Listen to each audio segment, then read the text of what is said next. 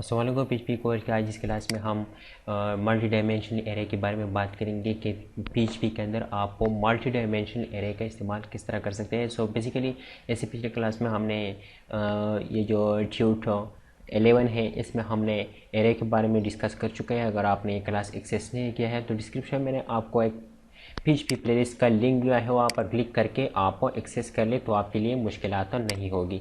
तो अगर इससे पहले आप लोगों ने मेरे चैनल सब्सक्राइब नहीं किया तो प्लीज़ सब्सक्राइब कर लें और साथ में बेल वाले आइकन पर लाजमी क्लिक करें ताकि हर आने वाली न्यू वीडियो के अपडेट आपको मिलते रहे।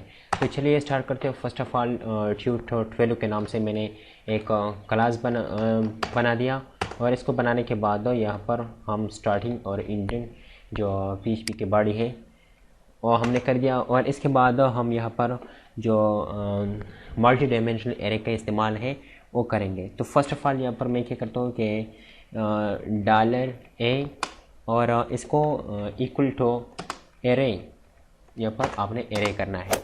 इसको करने के बाद यहाँ पर फिर आपने क्या करना है, यहाँ पर आपने छोटी ब्रैकेट लगाना है और छोटी ब्रैकेट लगाने के बाद यहाँ पर आपने फिर एरे लिखना है, क्योंकि जो मल्टी डायमेंशन एरे का इस्तेमाल हम करेंगे। और इसके बाद आपने फिर यहाँ पर छोटी ब्रैकेट लगाना और यहाँ पर लेट सपोज यहाँ पर 30 के बाद यहाँ पर 40 लेट सपोज, इसके बाद 50 मैंने दे दिया।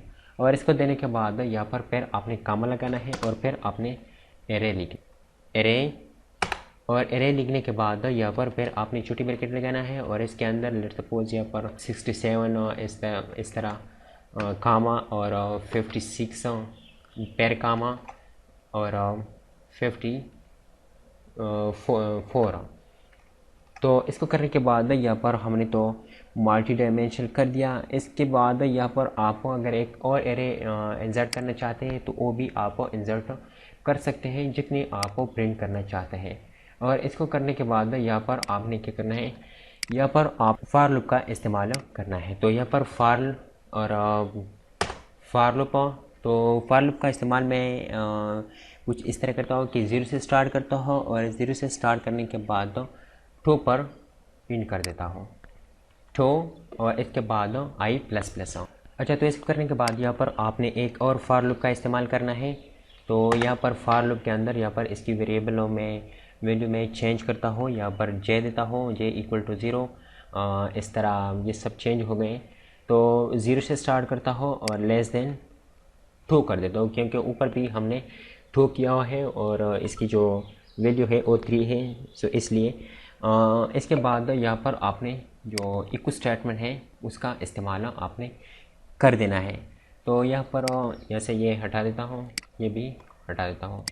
यहाँ पर मैं क्या करता हूँ कि इको, और इको करने के बाद फर्स्ट ऑफ ऑल आपने जो एरे स्टोर किया हुआ है वो वेरिएबल लिखना है ए। और इसके बाद दूसरा जो हमारा जो एरे है वो आप जो लूप के अंदर हमने वेरिएबल का इस्तेमाल किया हुआ है डॉलर आई।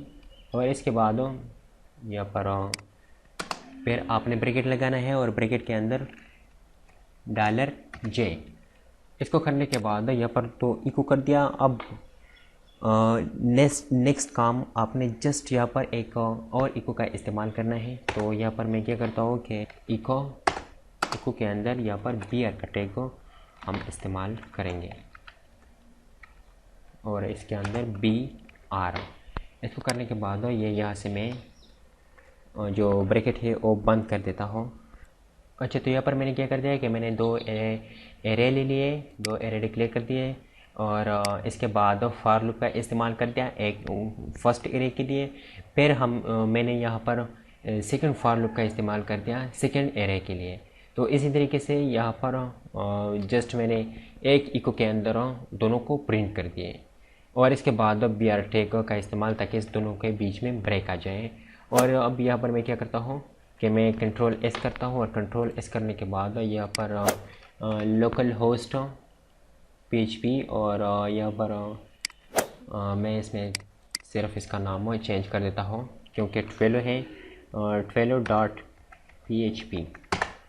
तो यहाँ पर आप देखते हैं कि 304 और 3040 और इसके अलावा 675। तो यहाँ पर मैं आपको दिखाता हूँ 3040 और इसके अलावा ये आपको देख सकते हैं कि मेरे जो है इसने मेरे को स्क्रीन पर प्रिंट कर दिए हैं। तो यहाँ पर मैं 3 देता हूँ और फिर चेक करता हूँ, कंट्रोल एस करता हूँ। कंट्रोल एस करने के बाद यहाँ पर मैं रिफ़्रेश कर देता हूँ। तो यहाँ पर आप देख सकते हैं कि अब तो उन्होंने मुकम्मल वैल्यू दे दी है जो 30 40 50, लेकिन उन्होंने थोड़ा से मुझे स्क्रीन पर वार्निंग भी दे दी है लाइन नंबर 7 पर हूँ। लेकिन कोई बात नहीं है, ये जो इको है इसके अंदर उन्होंने वार्निंग दे दी है।